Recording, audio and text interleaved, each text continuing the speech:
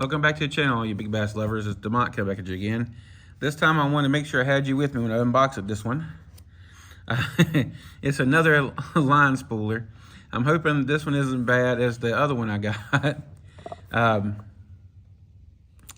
guess only time will tell. Let's find out. So here we go.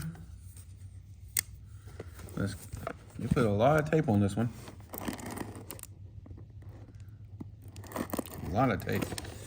The other one just broke apart in my hand. It was kind of nuts. I like the other one, just other than the handle, the same thing that broke. It was bad. All right, so we open this one up. It gives you a couple little lures to begin with. I like that little goby, little grub thing, a little swim bait. All right, let's pull this out. And this one here is called the iLure TY65-120/120 fishing line spooler. All right, let's see what this thing consists of. It has a shit ton of suction cups on the bottom of it. I can feel that already. So this one comes with a handle as well. All right. Kind of a weird offset handle. Okay. I'm guessing this screws into here. Yep. You see how offset it is? Kind of reminds me of some of my swim bait reels. Here's your certificate. Ooh. You get a certificate with this one. Ooh.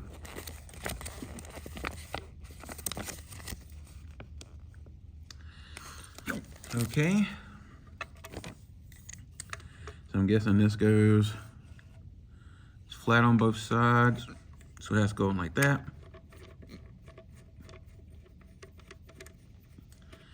And that screws right in there. I'm guessing this is your tensioner here. This little foam block here, I'm guessing was just in there for shipping. I'm not sure. Here's the feet. This is your extension. It'll screw into here if you have a big spool. Let's see if we need it for... Oh, so that's as far back as it goes. All right, so let's try this on here. Okay. Yep, you definitely have to have the extension for any kind of bigger spools. I have the one coming from PC Fun as well. I want to give that one a try. The PC Fun reminds me kind of like the older, like the Berkeley ones, and the one they used to sell in Tackle Warehouse. I've been trying several different ones of these things, but so far I've been kind of disappointed by almost every single one. I guess I'll do it like this to make the line come over the spool like that. And this one here, I'm guessing you have to put on your workstation. You have to have your reel on your rod, or I guess you could have the reel in your hand, but I used to always keep a half broken rod just for this one purpose here. So you put that on there like that, and then I guess you get your rod hooked up to it and you wind it on. This one, I guess it doesn't have that many parts to break like the other one did. So I'm guessing, is this as far back as I can go with that? Yes, as far back as I can go with that. So that's how you get it hooked up. Let me give you a good sight of it. Let's take it over to the workbench. See how these little feet stick down? Here's a broken one here. Little pieces of it. Sorry about that, guys. Let me get your motion sick. Then let's see, make sure the surface is clean. Let's see how good this sticks. All right, let me get you up here. We're gonna give it a push down. Get my glasses up underneath it. All right. Well, it sticks okay. Maybe if this was glass or something, it would stick a lot better. Or if it sticks actually pretty good. Once I get it moved around, repositioned, I think it'll be fine to spool your reels. I wonder how tight this will go there.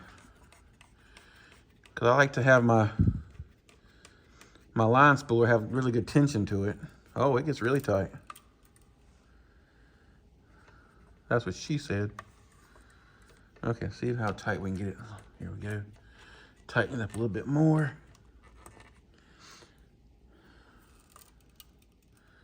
So it gets pretty tight. So I'll give this one a go.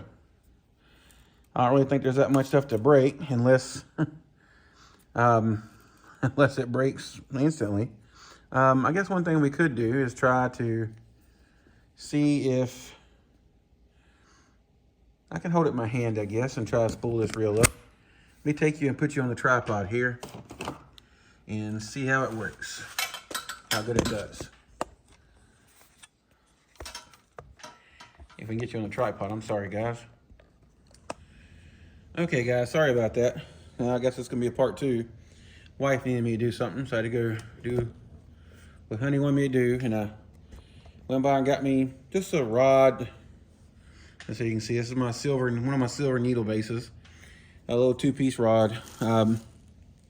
This would not be the rod that I would have this reel on, but I'm gonna go ahead and put this reel on here. All right, so it actually looks pretty damn good on there. It's too big for it, but look at that thing on there. Man, that's pretty sharp on there. You can make a silver needle swim bait rod. Yep, so okay, I always start mine, I like to have it on a reel handle. I like to have at least one guide. I come through the top guide.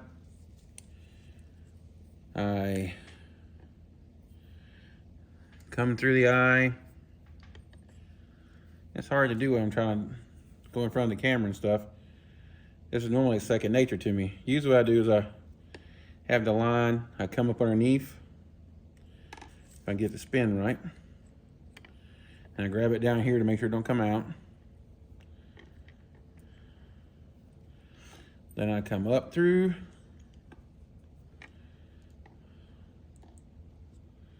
bring the line back up to the top, catch it here, come back out through the eye of the reel. Make sure I'm not, well, see right there, I'm calling that bar right there. So I gotta bring it back through. That's one thing about these Shimano's, they have this big open frame in the bottom part of them. It's hard to see where that thumb bar and that little frame piece is if you got it on there right.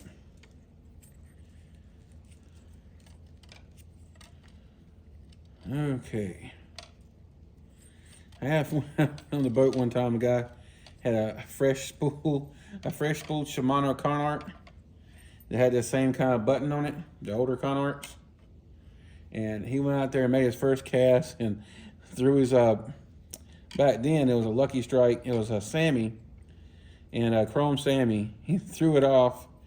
And back then, Lucky Strike was costing, not Lucky Strike, Lucky Craft was costing like 20 bucks a lure. I know they're a little cheaper now, especially you find them at Ollie's, they're a lot cheaper. Okay, so I come up through the eye here. Then I heard the outgrown man jumping and stomping around top of his boat, cussing a storm. I make an overhand knot on top of the line.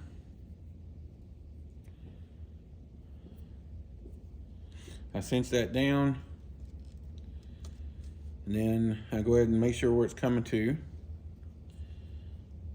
Pull it tight a little bit.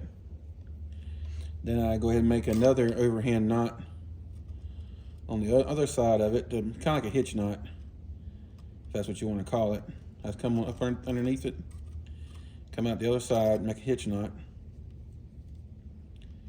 If I can get this to cooperate with me.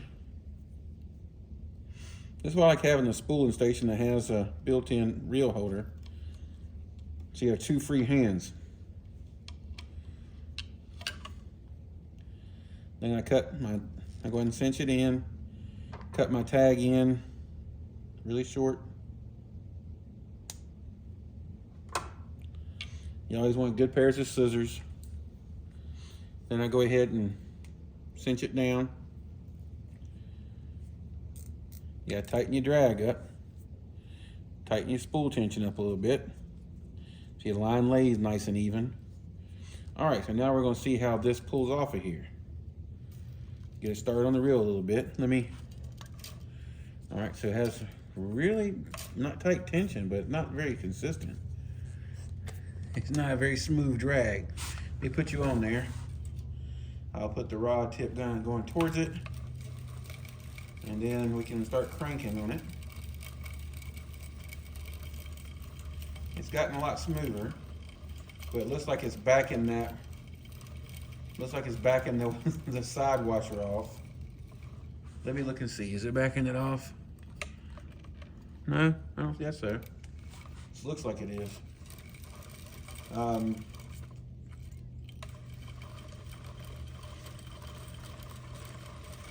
And I start just trying to get the line on here.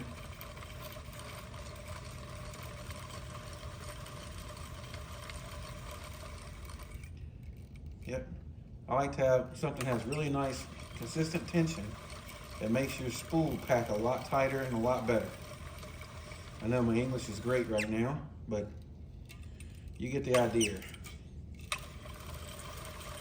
And when you're doing a big reel like this, it takes a good minute, especially when you're starting from the very bare bottom of the spool. Sometimes, I used to always fill a big reel like this, about half full of like junk line, and then I would finish filling it the rest of the way with the good line. I've noticed on my swim baits, especially when I'm chucking them a long way when you're doing 20-pound tests, I put good line throughout the whole spool. All right, this is about done. There it is. It's nice and full, nice and tight. So let me come in here, trim this out. Let me hold the line so you don't fluff back a little bit, and you kind of see how nice and tight it is. It's actually not bad. It kind of fluffed out on me, but you can kind of see how nice and tight that line is. Really good and tight. So this would be good. You put it on the side of your boat. It'll probably stick to the glass really good. So yeah, I'll go ahead and give this a thumbs up. Hell, at least it didn't. Well, I did get one real spool to the other one before it broke, but it still broke. Irregardless.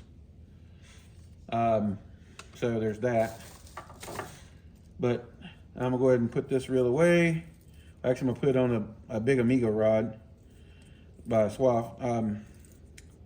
Most of my I use 3 different swim bait rods. I use one from iRod. I love dealing with Matt. He has great customer service. He's been taking care of me for better part of 12 years, 13 years.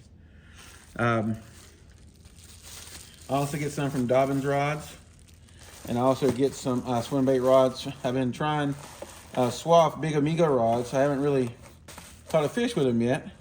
I've had some followers, but I kind of like how they named the rod. It's like they named it after me. We kind of said that kind of funnily. The owner of the company told me that you named the rod after me. He kind of agreed, but I kind of don't think he did. But maybe he did. All right, guys, I'm going to sign off. If you guys have any questions, feel free to ask them down below. Sorry about this video got busted up. I didn't want it to be, but when you're dealing with a wife who's recently got over COVID, and you kind of try to give her what she wants. All right, I'm going to sign off. Till next time we talk, tight lines.